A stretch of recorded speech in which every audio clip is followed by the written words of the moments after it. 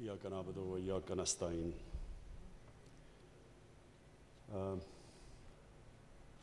Rector Nast, students, میرے وزیر،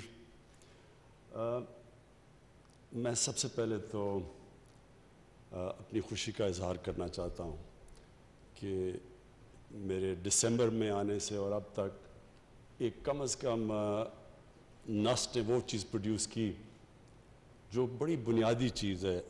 دنیا میں سب سے زیادہ اور پاکستان میں بھی جو لوگ مرتے ہیں وہ ہارٹ ڈیزیز سے مرتے ہیں، اور انفارچونیٹلی وہ بڑا مہنگا علاج ہے. تو اس کی ایک تو آپ نے یہ جو آج سٹینٹس لوکلی پروڈیوس کیے اور جو اس کی بہت بڑا پرائس ڈفرینشیل ہے، ایک تو یہ کام کیا کہ آپ نے ہمیں ہمارا فارن ایکسچینج بچایا، اور دوسرا کہ موقع دیا کہ اور زیادہ غریب مریضوں کا جن کو ہارٹ ڈیزیز ہے ان کا ہم علاج کر سکیں. تو یہ بہت خوش آئند چیز ہے.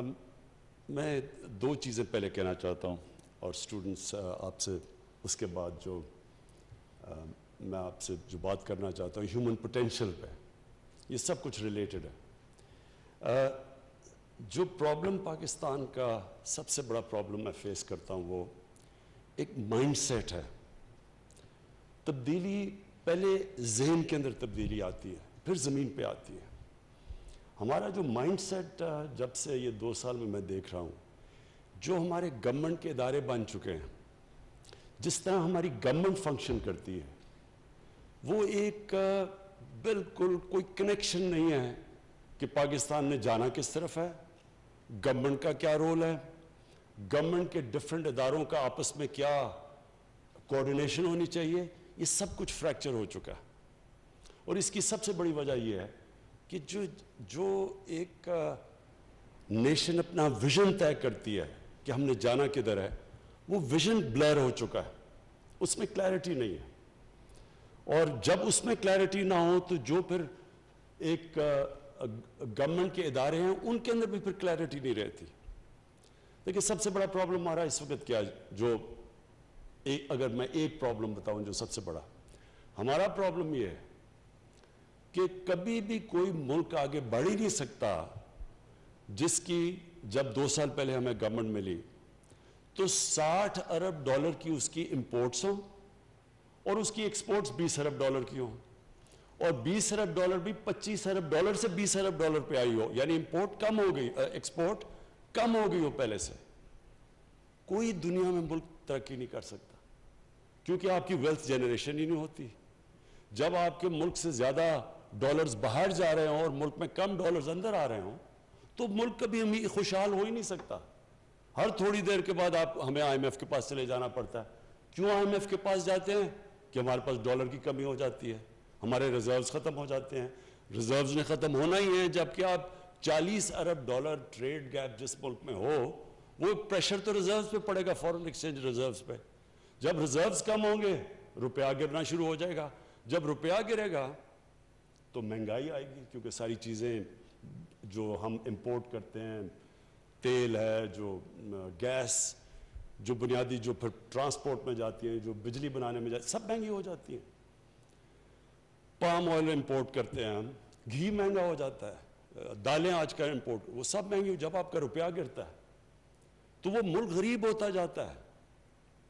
تو سب سے پہلی چیز یہ کہ اگر ہم نے ملک کو ڈیولپ کرنا ہے تو زیادہ ڈالرز کو اندر آنا چاہیے ملک کے بنسبت باہر جانا چاہیے. تو چائنا کی جو ڈیولپمنٹ ہوئی ہے وہ کیوں ہوئی؟ کیونکہ چائنیز لیڈرشپ نے کانشیسلی فیصلہ کیا کہ ہم نے اپنی ایکسپورٹس کو ترجیح دینی ہے، اور انہوں نے جیسے جیسے اپنی ایکسپورٹس بڑھاتے گئے ان کی دولت بڑھتی گئی.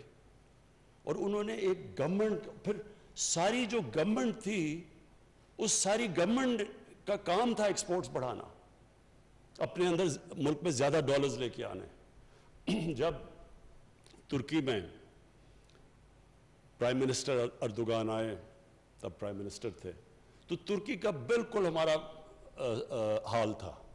وہاں بھی ان کو ہر تھوڑی دیر کے بعد آئی ایم ایف کے پاس جانا پڑتا تھا. ادھر بھی ان کی ڈیموکریسی ڈسرپٹ ہوتی رہتی تھی.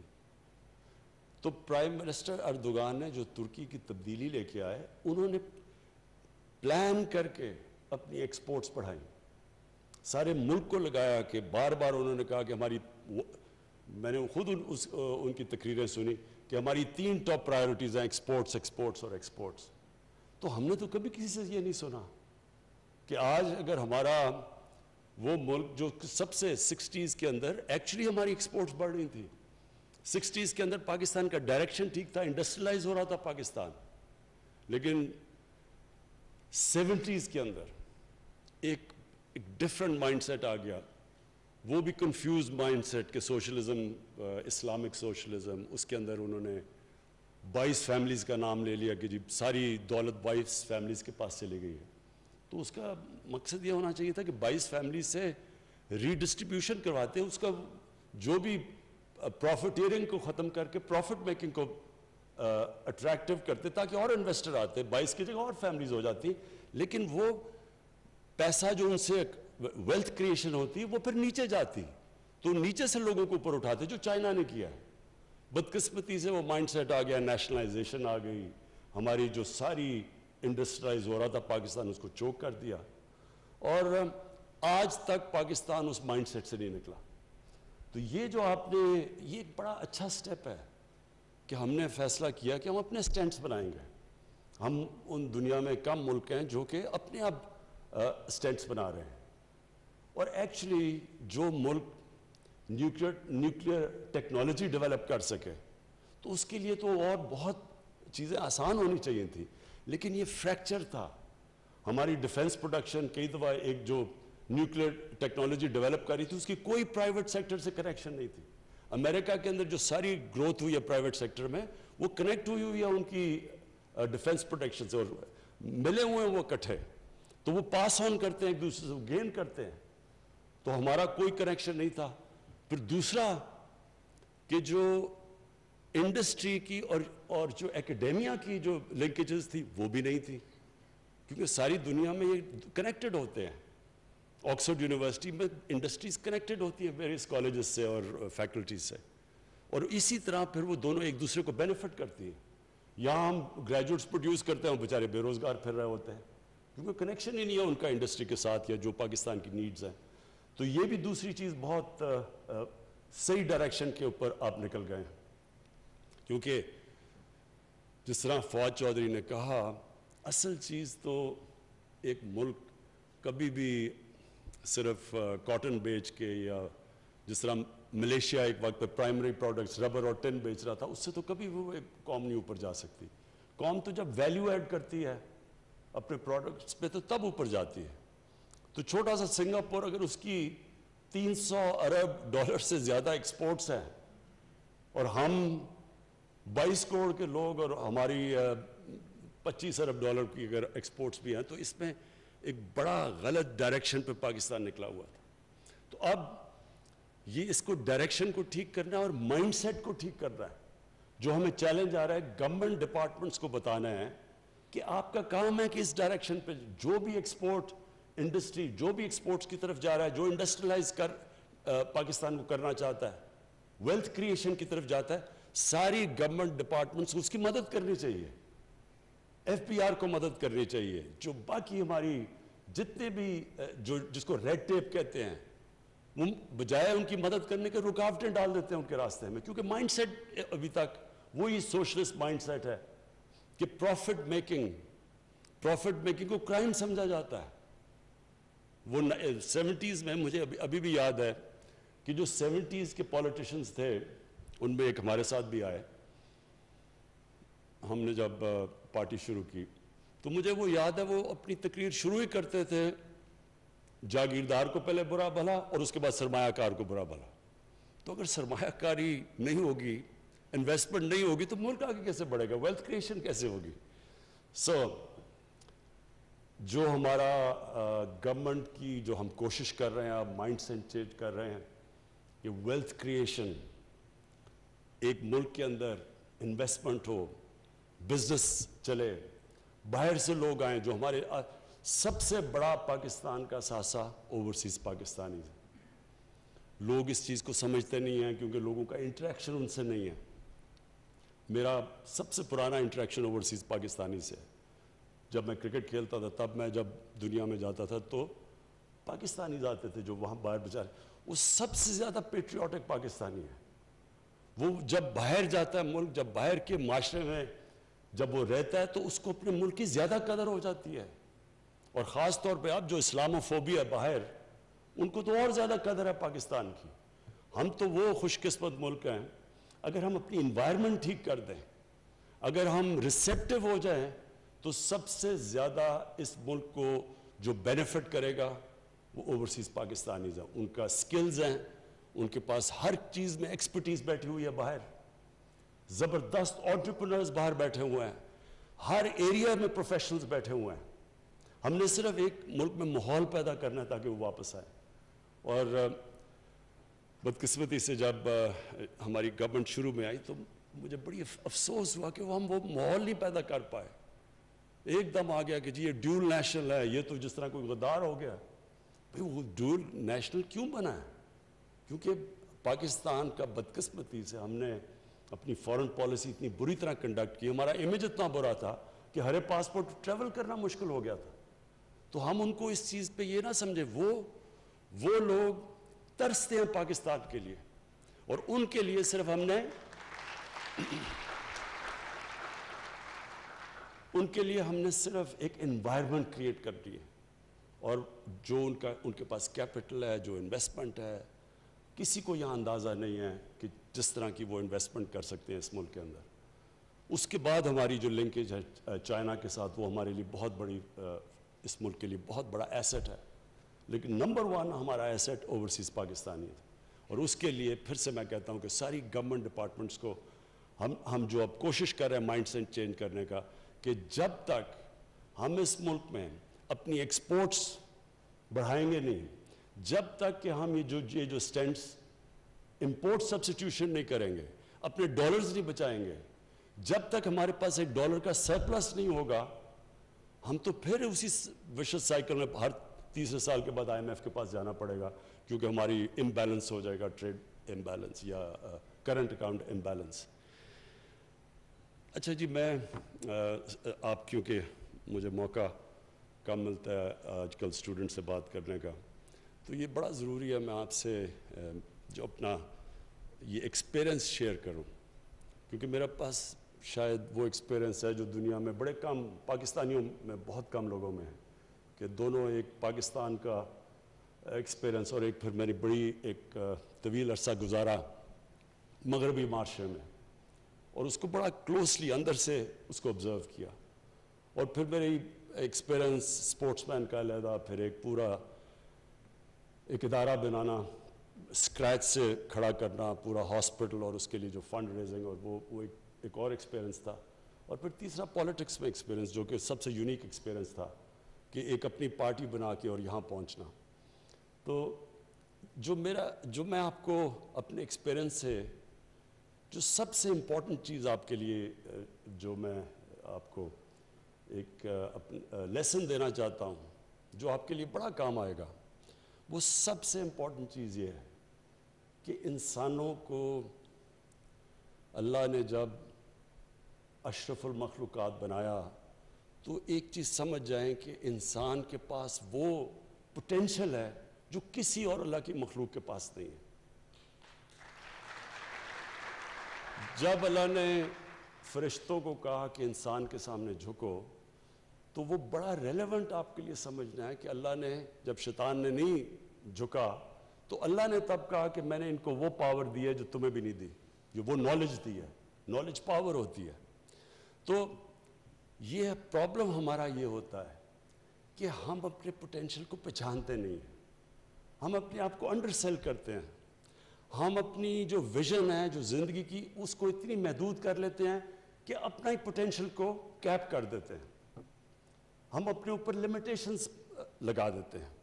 اور ہم اللہ کی وجہ, جس طرح مولانا رومی نے ایک دفعہ کہا کہ جب اللہ نے آپ کو پر دیے ہیں کیوں چونٹیوں کی طرح زمین پہ رینگ رہے ہو. اللہ نے آپ کو وہ پوٹینشل دیا ہے جو شاید ہی کوئی انسان اپنی زندگی میں کوئی 5-10% پہ پہنچتا ہے.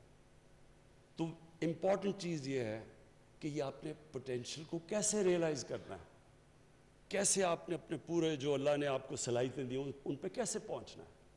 تو اس کے جو نمبر 1 ریکوائرمنٹ ہوتی ہے کہ آپ کی ویژن کیا ہے زندگی کی، آپ کیا بننا چاہتے ہیں، اور یہی پھر ایونچولی ملک پہ بھی ٹرانسلیٹ ہوتی ہے کہ ملک کیا بننا چاہتا ہے۔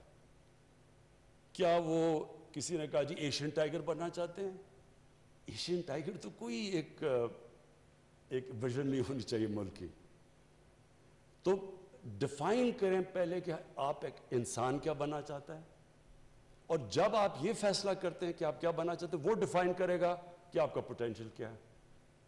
مثلا میں جب کرکٹ کھیلتا تھا تو میرے سے بڑے زیادہ ٹیلنٹڈ لڑکے تھے، لیکن وہ جب ٹیسٹ ٹیم میں آتے تھے تو وہ سمجھتے تھے کہ بس انہوں نے زندگی میں اچیو کرنا تھا وہ کر لیا، وہ ادھر ہی رک جاتے تھے۔ کئی کھلاڑی جو بہت زبردست کھلاڑی تھے، جیسے انہوں نے کرکٹ چھوڑی، کرکٹ میں بڑی چیزیں سیکھتا ہے۔ دیکھیں آپ مقابلہ سیکھتے ہیں، سپورٹس میں سیکھتے کیا ہے؟ سپورٹس میں سٹرگل کرنا سیکھتے ہیں۔ کوئی بھی اوپر نہیں پہنچ سکتا جب تک ایک بڑے پروسیس سے نہ گزرا ہو، محنت نہ کی ہو اس نے۔ تو جب آپ اوپر پہنچ جاتے ہیں اور آپ ریٹائر ہو گئے، اب جب ریٹائر ہوتا ہے انسان تو کیا اس کا مطلب بس وہ ساری زندگی اب کرکٹ کی باتیں کرتا رہے؟ تو اس کا وہی پوٹینشیل ختم ہو گیا۔ لیکن اگر اس نے سیکھ لیا سٹرگل کرنا، تو میری کنٹینشن ہے وہ کسی بھی پروفیشن میں کوئی بھی کام کرنا چاہے وہ کر سکتا ہے، کیونکہ وہ بیسکلی اس کو ایک چیز سمجھ آ گئی کہ زندگی میں اوپر جاتے کیسے انسان۔ اور اس لیے ہر چیز کے اندر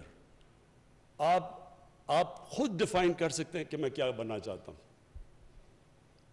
اس لیے ایک چیز یاد رکھنا کہ انسان کا جو پوٹینشیل ہے وہ لمٹ لیس ہے، آپ جو چاہتے ہیں بن سکتے ہیں، اور اپنی سوچ چھوٹی نہ رکھیں۔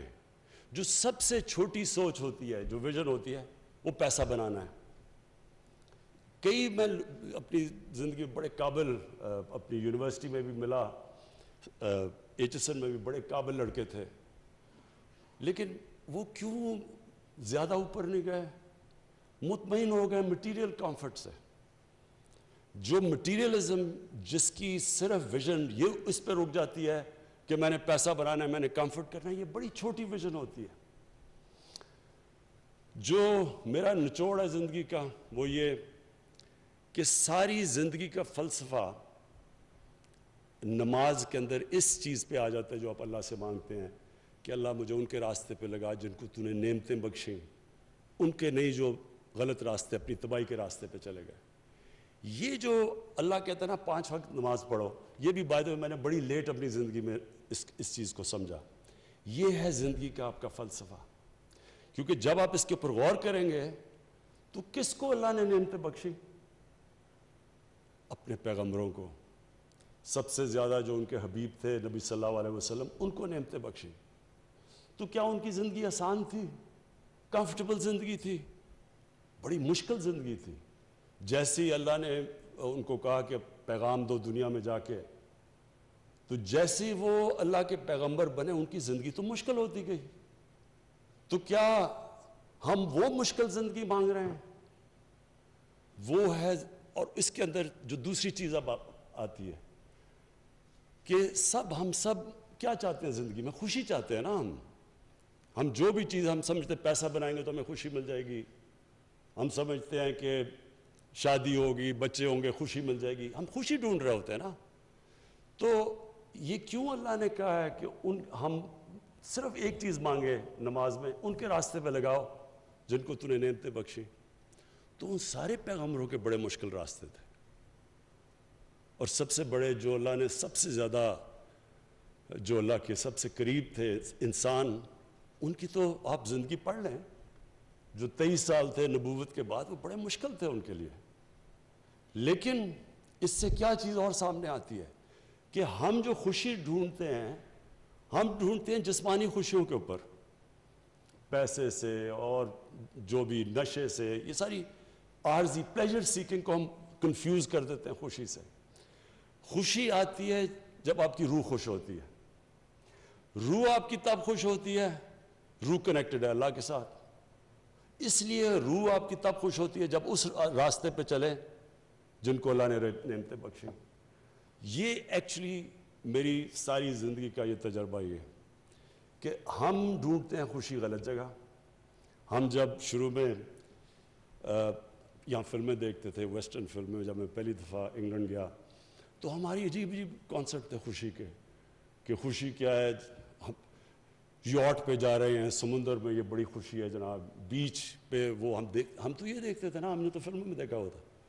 تو جب ہم بیچ پہ پہنچے کرکٹ کی وجہ سے تو ہم نے دیکھا ہم پاگل ہو گئے، گرمی کے اندر ہم لیٹے ہوئے ہیں، ہم یہاں 6 مہینے گرمی سے بچتے ہیں، ادھر ہم گرمی میں لیٹے ہوئے ہیں کہ جناب، کیونکہ ہم نے سنا تھا یہی ہے خوشی کا طریقہ۔ یا پھر وہ کشتی پہ جاؤ جی، یاٹ کے اوپر ہالیڈیز، وہ بھی جب گئے مجھے تو سی سکنس ہو گئی دوسرے دن۔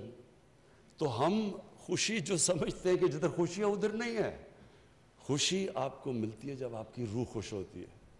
اور روح خوش میری کب ہوئی؟ کیونکہ مجھے تو کرکٹ میں سب سے زیادہ اپنے جب میں کھیلتا تھا اللہ نے مجھے وہ کامیابی دی اور وہ ہائٹس دی جو اس وقت تو کسی کو نہیں ملی تھی۔ لیکن جب شوکت خانم کینسر ہاسپٹل کا دروازہ کھلا پہلے دن، میں آپ کو بیان نہیں کر سکتا کہ جو مجھے خوشی تب ملی۔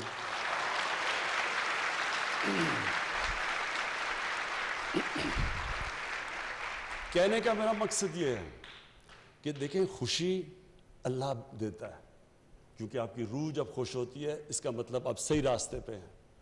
تو یہ یاد رکھیں کہ یہ جو ہم سارا وقت خوشی ڈھونڈتے ہیں وہ سارا فلسفہ ادھر ہے کہ اللہ ان کے راستے پہ لگا جن کو تو نے خوشیاں دی، ان کے نہیں جو غلط راستے پہ چلے گئے۔ یہ آپ کو قرآن بار بار کہتی ہے کہ سوچو، ڈیلیبریٹ کرو، جائزہ لو، اپنی زندگی کا دیکھو، ہر جگہ اللہ کے اشارے ہیں۔ جتنا آپ اس کے اوپر کانسنٹریٹ کریں گے کہ وہ آپ کو شو کرے گا کہ آپ کا راستہ کیا ہے، جو آپ کا قبلہ کیا ہے، زندگی کا مقصد کیا ہے۔ 2 چیزیں سائنس آپ کو کبھی نہیں بتا سکے گی کہ اس دنیا میں آنے کا مقصد کیا ہے اور جب ہم مرتے ہیں تو اس کے بعد ہمیں کیا ہوتا ہے۔ اس کی صرف اور صرف آنسر اللہ نے جتنے بھی دنیا میں اپنے مذہب دیے ہیں انہی کے اندر صرف آنسر ہے، کسی سائنس میں نہیں اس کی آنسر۔ اور وہ اس کے اوپر وہ سارا فلسفہ ختم ہو جاتا ہے اس چیز کے اوپر کہ اللہ ان کے راستے پہ لگا جن کو تو نے نعمتیں بخشی۔ آپ سب کے لیے جو سب سے امپورٹنٹ چیز ہے کہ آپ کی ویژن کیا ہے، یہ ڈٹرمن کرے گا آپ کا پوٹینشیل کتنا ہوگا، کدھر تک آپ دنیا میں پہنچیں گے۔ نمبر 2، جتنی آپ کی بڑی ویژن، اونچی ویژن ہوگی اتنی آپ کو مشکلوں کا سامنا کرنا پڑے گا۔ زندگی جب آپ سٹرگل کر رہے ہوتے ہیں اور جب آپ بڑی کسی بھی ویژن کی طرف جا رہے ہوتے ہیں، کبھی سٹریٹ لائن میں زندگی نہیں جاتی، ہمیشہ سائیکلز میں جاتی ہے۔ جو آپ کو آپ کی کامیابی وہ ڈپینڈ کرے گی کہ آپ دونوں اوپر اور نیچے سائیکل پہ آپ کیسے ریئیکٹ کرتے ہیں۔ جو اوپر کے سائیکل کے اوپر کمپلیسنٹ ہو جاتا ہے اس کا مطلب کہ اس کا نیچا سائیکل زیادہ ہو جاتا ہے، اور جو نچلے سائیکل کے اوپر جب برا وقت ہوتا ہے اس میں سیکھتا ہے، سول سرچنگ کرتا ہے، اپنی غلطیوں کا جائزہ لیتا ہے، پھر محنت کر کے پھر جب آتا ہے تو اس کا سائیکل وہ اور اوپر چلا جاتا ہے۔ اس طرح دنیا کی زندگی کی سٹرگل جاتی ہے۔ جو نچلے سائیکل کے اوپر ڈیمورلائز ہو جاتا ہے، بڑے بڑے بزنسز میں نے اپنی زندگی میں دیکھے، جب ان کو لاس ہوا، جب بزنس میں پرابلمز آئے تو انہوں نے شارٹ کٹ لے لی، انہوں نے فراڈ کر دیا بچنے کے لیے۔ تو جب آپ نچلے سائیکل کے اوپر ڈیمورلائز ہو جاتے ہیں، آپ کوئی فراڈ کرتے ہیں، وہ آپ کی زندگی کا پوٹینشیل ختم ہو جاتا ہے، اس کا مطلب کہ آپ اوپر نہیں واپس آ سکتے۔ تو جو نچلے سائیکل کے اوپر جب مشکل وقت ہوتا ہے اس میں صبر کرتا ہے، اللہ قرآن میں کہتا ہے کہ میں تمہیں بار بار آزماؤں گا۔ اللہ کی آزمائش بار بار آتی ہے۔ نبی صلی اللہ علیہ وسلم کے اوپر کتنی آزمائشیں آئیں، تو کبھی کسی نے آپ ان کی کتنی بھی لائف ہسٹری پڑھیں، کبھی کسی نے ان کو ڈیمورلائز دیکھا، کبھی کسی نے ان کو دیکھا کہ وہ ڈپریس ہو گئے ہیں۔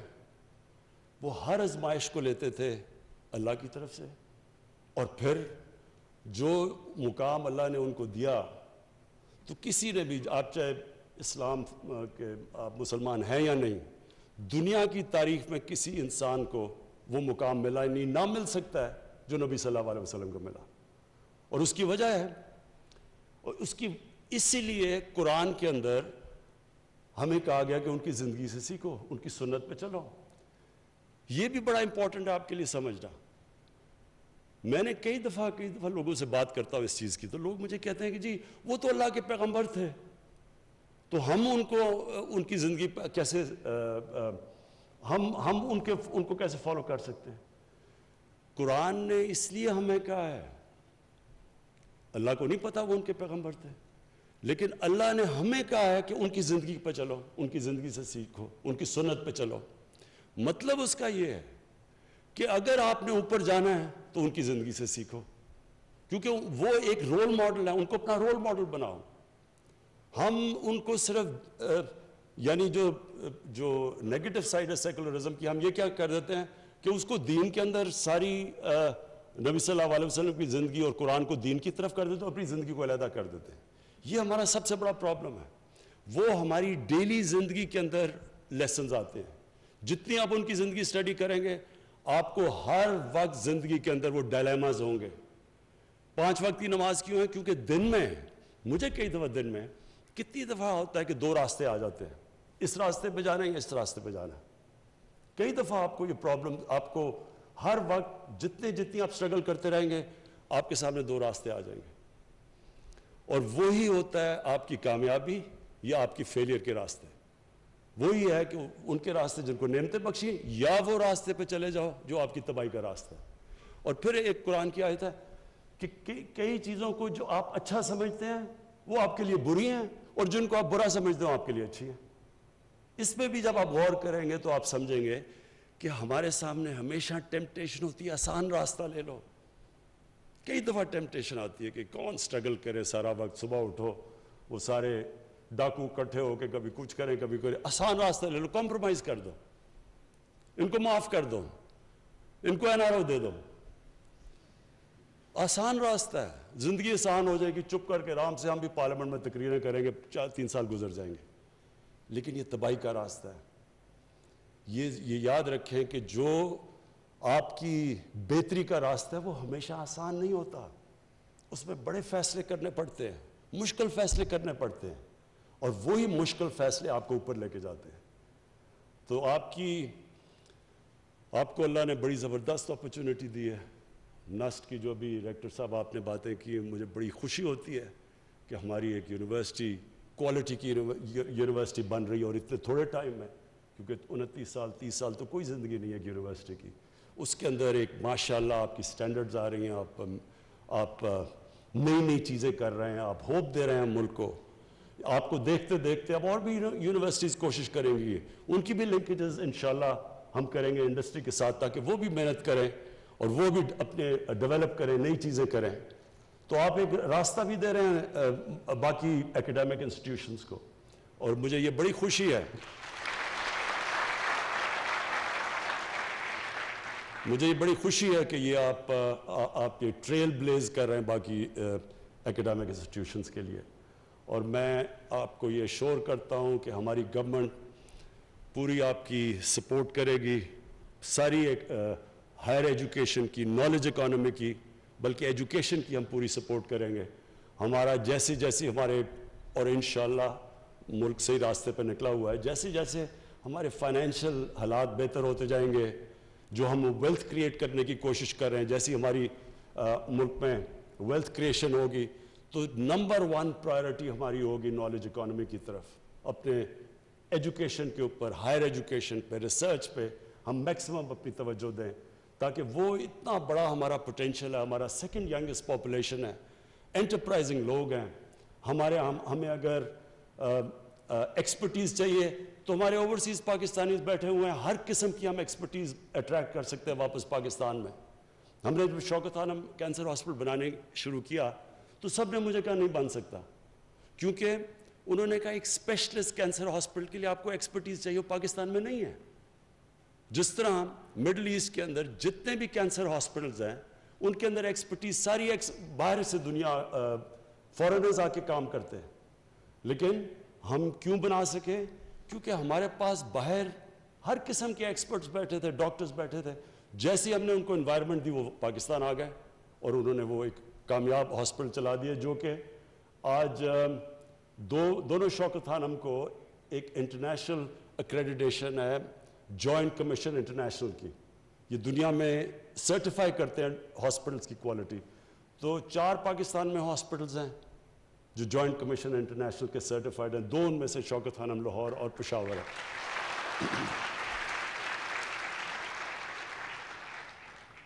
میں پھر سے جی آپ کو مبارک بھی دیتا ہوں، اور آخر میں میرا لاسٹ ورڈ آپ سب کے لیے، اپنے اسٹوڈنٹس کے لیے یہ ہے کہ دیکھیں، جب میں کرکٹ کھیلنے گیا پہلی دفعہ انگلینڈ، 18 سال کا تھا میں، تو ہمارے سینئر پلیئرز نے ہمیں کہا کہ، اور ان دنوں میں تو نئی نئی آزادی ملی تھی نا، تب تو بڑا انفلوئنس تھا کلونیلزم کا، تو انہوں نے کہا کہ دیکھو انگریز سے تو جیتنا کا سوال ہی نہیں پیدا ہوتا، ہم اگر عزت سے ہار کے آگے تو بہت بڑی کامیابی ہوگی. اب یہ سوچیں کہ 18 سال کا لڑکا وہ بڑے خواب دیکھ رہا تھا، اور انہوں نے آگے سے کہتے کہ جی عزت سے ہار گئے تو بہت بڑی کامیابی ہوگی. تو مائنڈ سیٹ تھا. اور وہ 10 سال تک جب میں کرکٹ کھیلتا رہا، ہماری ٹیمیں اچھی بھی ہو گئی، ہم جیتے ہوئے میچ ہار جاتے تھے، کیونکہ ہمارے میں سیلف بلیف ہی نہیں تھا. ہم اپنے آپ کو بلیو ہی نہیں کرتے تھے کہ ہم جیت سکتے ہیں. اور جب اس کے بعد ہماری جو 80s کے اندر ٹیمیں آئیں، وہ اتنی اچھی ٹیمیں نہیں تھیں جو کرکٹ جانتے ہیں.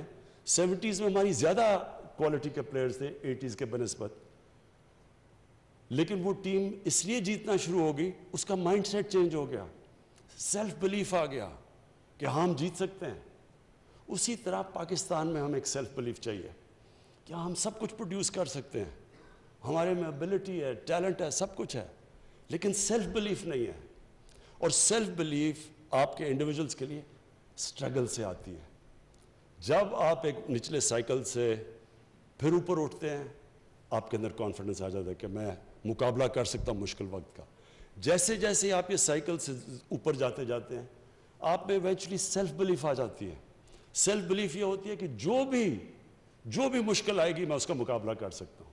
اور وہ ہوتی ہیں پھر ایک وننگ سوچ آ جاتی ہے. وہ ایک قوم میں آ جائے قوم اٹھ جاتی ہے، وہ ایک انڈیویجول میں آ جائے وہ اوپر آ جاتا ہے.